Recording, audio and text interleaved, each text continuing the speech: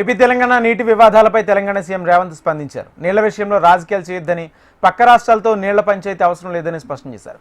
పంచాయతీల కంటే పరిష్కారాలకు మొగ్గు చూపాలన్నారు. పొరుగు రాష్ట్రాలతో చర్చలకు సిద్ధమన్న సీఎం రేవంత్ తమ ప్రాజెక్టులకు సహకరిస్తే తాము సహకరిస్తామని తెలిపారు. నీళ్ల విషయంలో శాశ్వత పరిష్కారం కోరుకుంటున్నట్లు వెల్లడించారు. వారి సహకారం లేకుండా పోర్టు వాడుకోలేమని సీఎం కామెంట్ చేశారు. సొంత రాష్ట్రంలో గాని పక్క రాష్ట్రంలో గాని నీటి వివాదాలకు సంబంధించి పదే పదే చర్చలు జరుగుతున్నాయి. నేను ఈ వేదిక మీద నుంచి ఈ రాష్ట్రంలో ఉండి పక్క రాష్ట్రంలో రాజకీయ పార్టీలలో ఉన్న ప్రజాప్రతినిధులకు ఒక సూచన చేయదలుచుకున్నా, ఒక విజ్ఞప్తి చేయదలుచుకున్నా.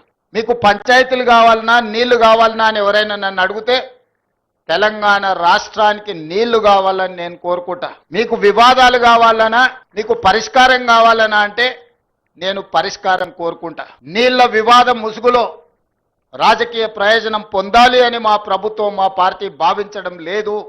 రెండు రాష్ట్రాల మధ్యలో ఉండే సమస్యల్ని శాశ్వతంగా పరిష్కరించాలి అని తెలంగాణ ప్రత్యేక రాష్ట్రాన్ని శ్రీమతి సోనియా గాంధీ గారు కాంగ్రెస్ పార్టీ ఇచ్చింది. కాబట్టి నీళ్ల విషయంలో వివాదాలు, నీళ్ల విషయంలో రాజకీయ లబ్ధి కోసం ఆలోచన చేయొద్దు. రాజకీయాలకు అతీతంగా మనం ఈరోజు ఆలోచన చేసుకొని పరిష్కరించుకోవాలి. ఈ పరిష్కారాలకు చర్చలు ఒక్కటే పరిష్కారము.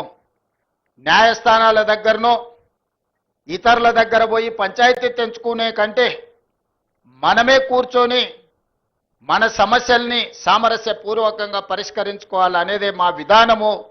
పక్క రాష్ట్ర ముఖ్యమంత్రి గారికి నేను విజ్ఞప్తి చేస్తున్నా.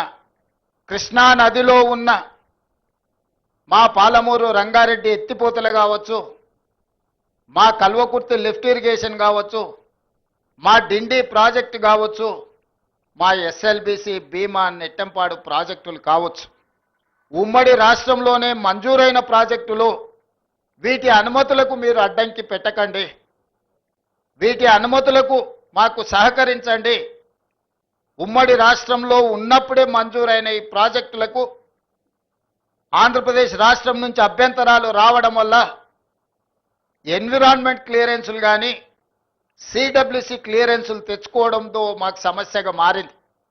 ఇవి రాకపోవడం వల్ల మాకు రావాల్సిన బ్యాంకులో నుంచి రుణాలు కానీ, కేంద్ర ప్రభుత్వం అందించాల్సిన సహాయం కానీ, యాక్సిలరేటెడ్ ఇరిగేషన్ బెనిఫిషియరీ ప్రోగ్రాంలో కేంద్ర ప్రభుత్వం 60% నిధులు ఇవ్వడానికి అవకాశం ఉన్న ప్రాజెక్టులు మాకు రావడం లేదు. దాంతో మాకు తీరని ఆర్థిక భారం మా రాష్ట్రం మీద పడుతుంది. ఇవన్నీ కూడా మీరు సహకరించండి. మీకేమైనా సమస్యలు ఉంటే కూడా మేము సానుకూలంగా ఆలోచన చేస్తాం. మేము వివాదం కోరుకోవడం లేదు. నేను మరొక్కసారి ఈ వేదిక మీద నుంచి చెప్పదలుచుకున్నా. నేను శాశ్వత పరిష్కారాన్ని కోరుకుంటున్నా. ఇది రాజకీయ ప్రయోజనం కాదు, ప్రజల ప్రయోజనము, రైతుల ప్రయోజనము.